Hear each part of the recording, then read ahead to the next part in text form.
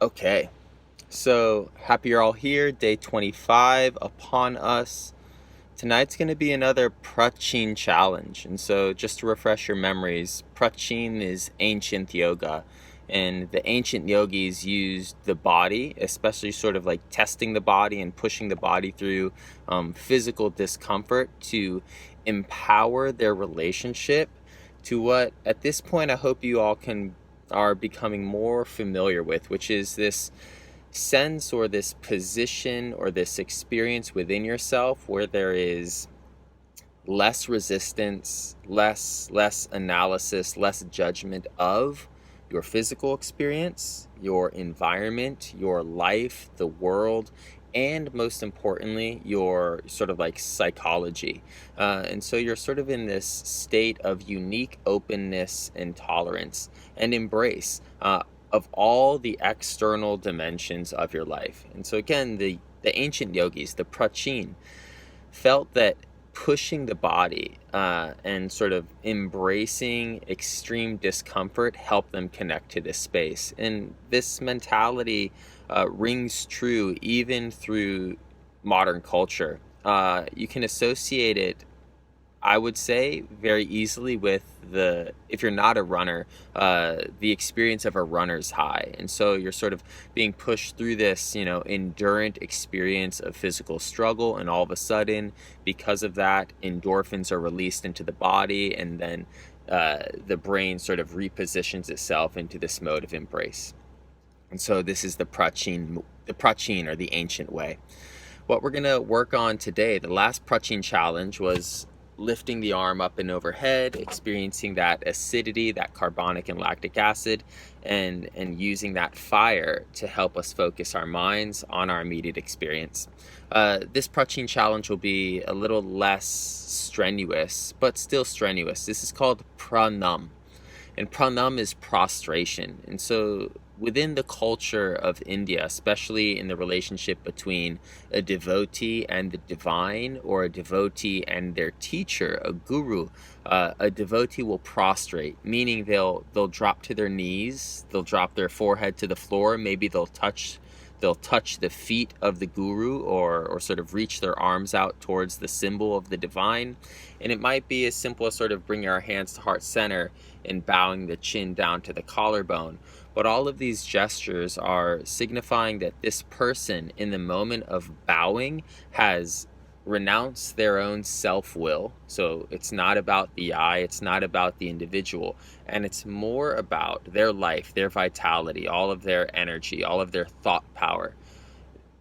All of that is being redirected into honoring and servicing that which they believe is greater than they are.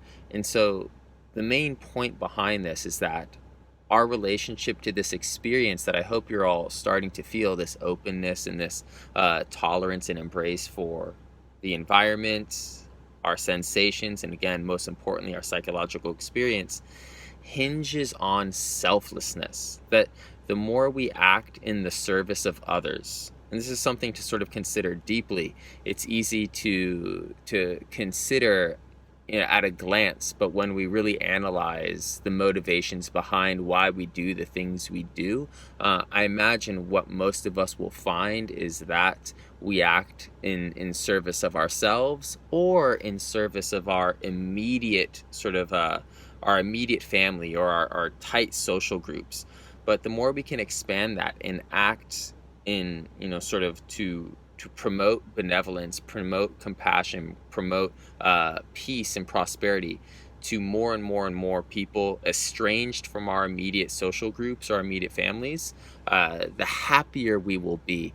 And this is, I think, a huge leap of faith, because as animals we are programmed to act selfishly. And so pranam is a way of provoking that selflessness, not necessarily through literal action, a selfless act, but through the gesturing of our bodies. And so the last thing I want to share before we get into this sort of ritual fundamentally is body languaging. What we'll find is that as living organisms, we've evolved through sort of the branching of species, and many species, animal species, share, a common language in the gesturing and posturing of the body. And one sort of common, you know, uh, one way in one way the body sort of communicates the idea of selflessness, or at least sacrificing the position of the individual, is by bowing. And so if you think of an alpha wolf and a challenger wolf, whether it's a beta or omega, when that alpha wolf and that omega or beta wolf are sort of in a confrontation, whoever surrenders, it might be the alpha wolf that surrenders to a new challenger, but when the moment of surrender is initiated, that wolf will bow. It'll drop its head, and sort of signal to the force that is greater than they are, that they are submitting to a higher power. And so when we get into our prostration, into pranam, we get to drop to our knees or bring our head to the ground. You can also lay in shavasana, or just bring your hands to heart center and bring your chin to your collarbone. That languaging, that physical reshaping of the body in time, if you're open to it, should promote or encourage this visceral sense of I am less than blank. I am less than the world. I am less than this practice. I am less than my higher self, or the pure goodness that resides within me and all people. So I just want you to consider again that the posture and the shaping of your body, if you commit to it seriously, can provoke the mind. Cool. And so again, this is pranam. Prachin is ancient, and this is a very, very old way of interacting with yoga and generating new modes of thought. The key point to all of this today is selflessness. And the yogis, sort of label this or define this, modern yogis, as egodectomy. At a certain point in a meditator's journey, they learn to sort of incise or sort of cut out their own self from the process, and understand that the real journey of this process is about moving towards benevolence and compassion towards other.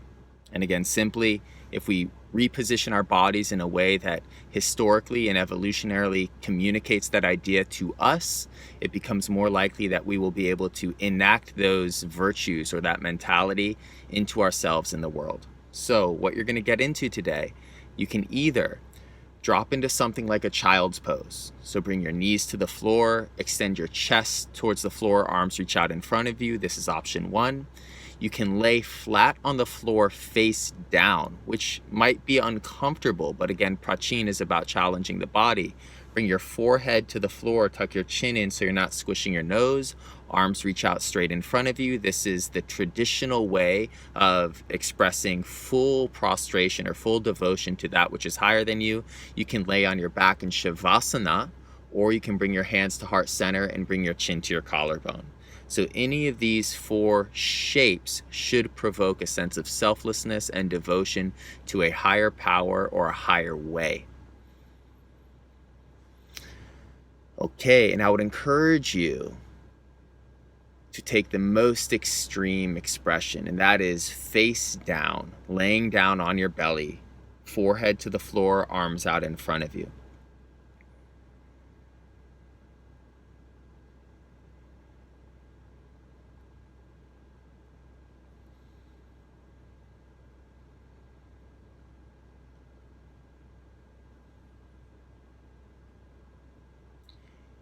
And so let me just walk you through the physical experience of the shape. Let's start with the most extreme shape first.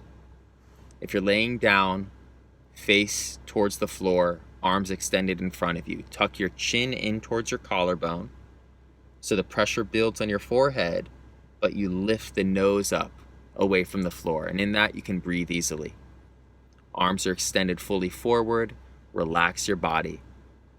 Deep breaths into the belly. As you exhale, feel the belly pull into the spine, supporting the lower back. If you're in child's pose, your legs are bent, knees spread wide. Just make sure that the distance between your knees creates comfort in your shape. Again, chin tucks in, arms reach forward. You can also lay in shavasana, very simple, laying on your back, face pointing towards the ceiling. In the final shape, hands at heart center, chin dropped to the collarbone. And so this will be generally unguided, and the hope is that your body will communicate the ideas of this ancient practice to you, but all of it orbits selflessness. A mature person learns to operate and exist for the benefit of others. And even if this idea is just sort of considered and not necessarily enacted within us as individuals, if it's just considered that maybe one day I will act with more benevolence and concern for others over myself, that is enough to enrich our practice. All right, slow down your breath.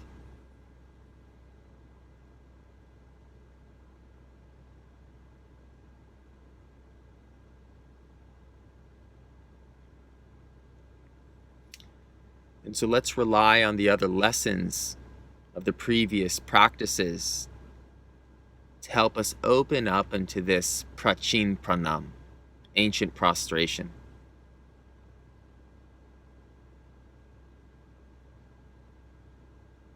Moving from yesterday's practice, whether we are in a formal pose, seated upright, or driving in our cars, eyes open, or laying down face first on the floor, we are still focused on what? More than anything, the tingling sensations of the body. And so find that common denominator.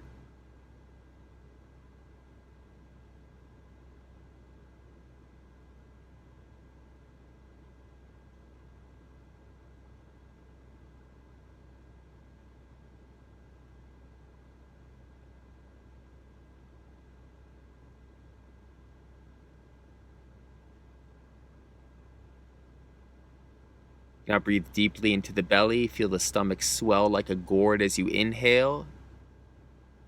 As you exhale, feel the entire rib cage and torso shrink in towards the spine. Every breath in comes with a surge of wakefulness. Every exhale, physical heaviness and comfort.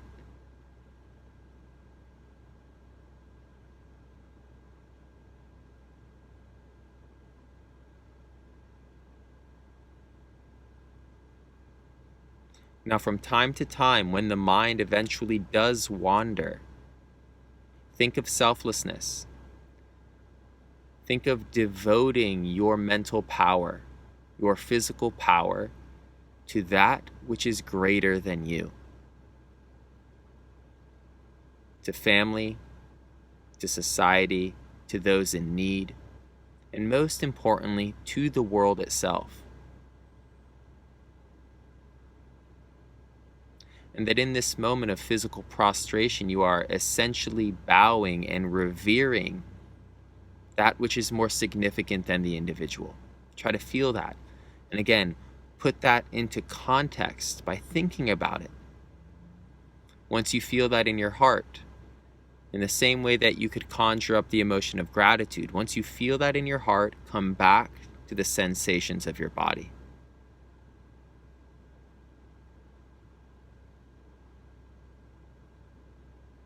All right, everyone take a deep breath in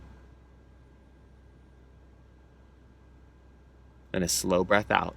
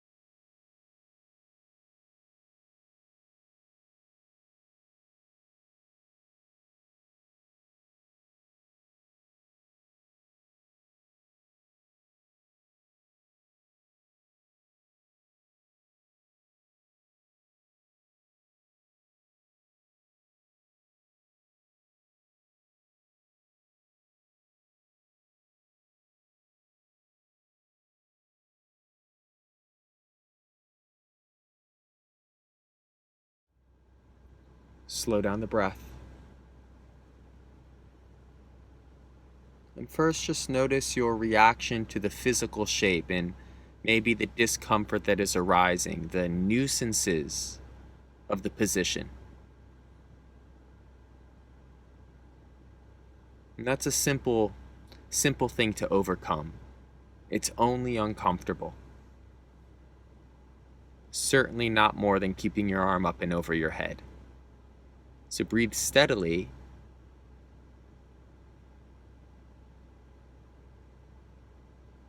Embrace the sensations by, at the very least, appreciating that there's something to focus on. That they heat up this moment physically and pull your mind into deeper presence. Now, more importantly, notice the emotional rejection of this shape.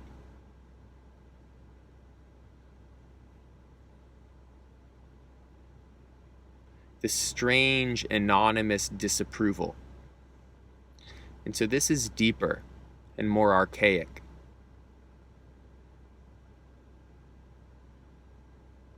The theory is your sympathetic nervous system, your fight or flight response, is triggering in resistance to you submitting to an imagined, hypothetical power. That your biology compels you to ascend a dominance hierarchy. Your biology insists that you fight for yourself and stand up egoically. Slow down the breath, relax your muscles,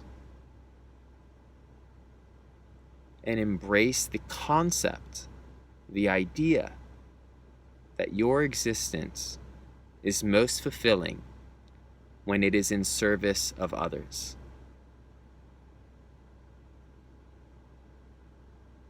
And the most significant other is the world itself.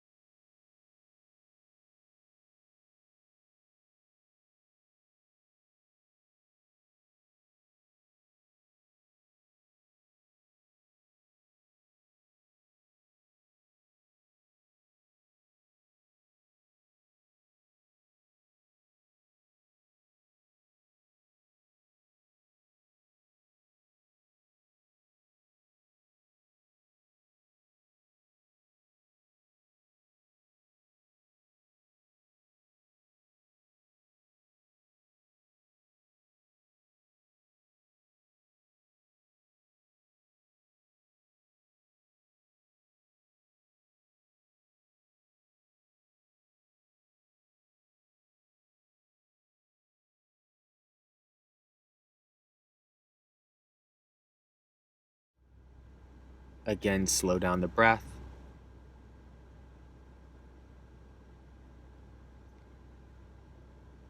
Either you are in a phase of openness and embrace, focusing on the tingling sensations of the body, the new variant shape, the ideas mean nothing because your attention is rooted in the internal and the subtle sensations of your experience. Perfect.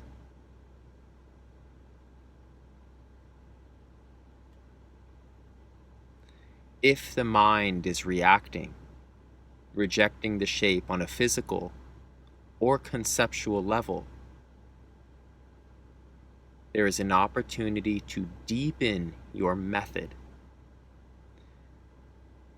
The shape of your body is an evolutionary symbol of surrender, the submission of ego, the renouncing of position. If you can embrace the sensations and experience of this pose, it symbolizes the embrace of selflessness. And the core idea again is that selfishness, operating through self-will, is the plight of our experience.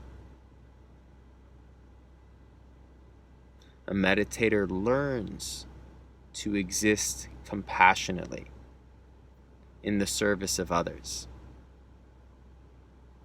Just considering this idea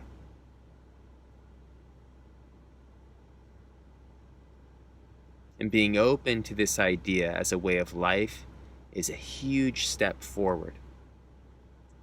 A few more minutes here.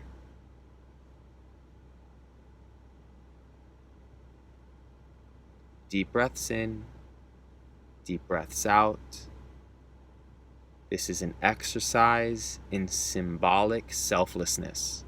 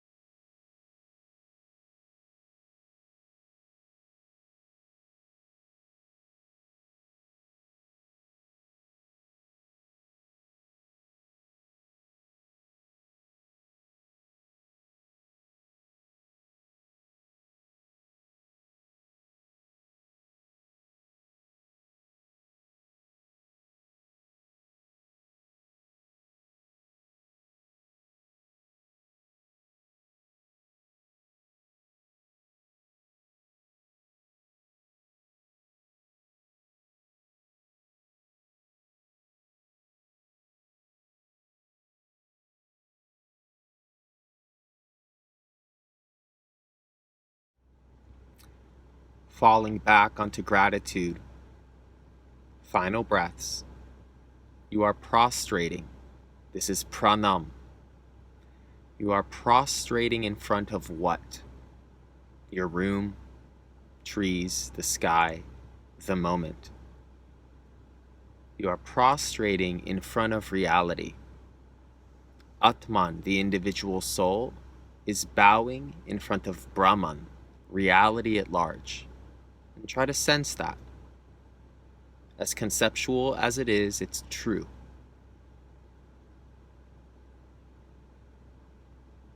And now take your last few breaths, expanding your natural sense of gratitude for the moment into reverence, into an emotion of worship. I bow before the experience of my existence.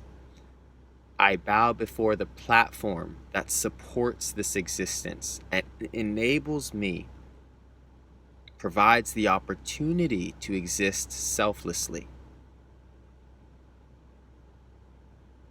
Understanding that journey into selflessness is a journey, that we move towards it step by step, the yogis, Hindus, and Buddhists, lifetime by lifetime.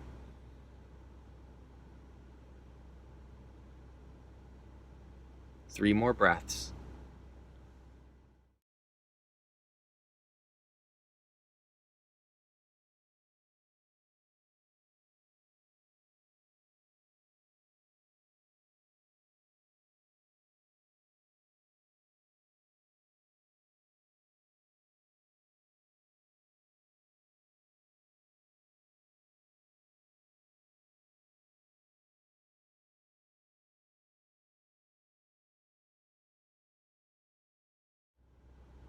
And now everyone within your mind, especially if you're laying down on your stomach, especially if you're in a child's pose, I'm about to end my practice.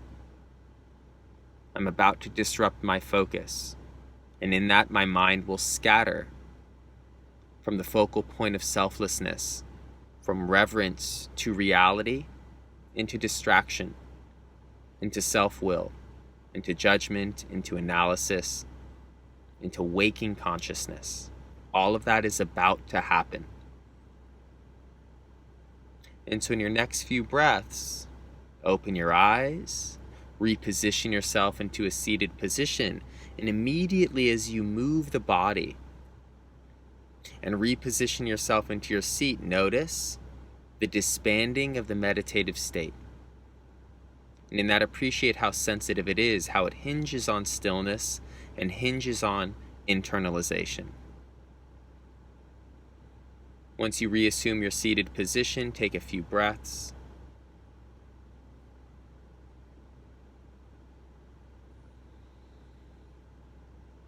Okay. And you can open your eyes. Practice is over.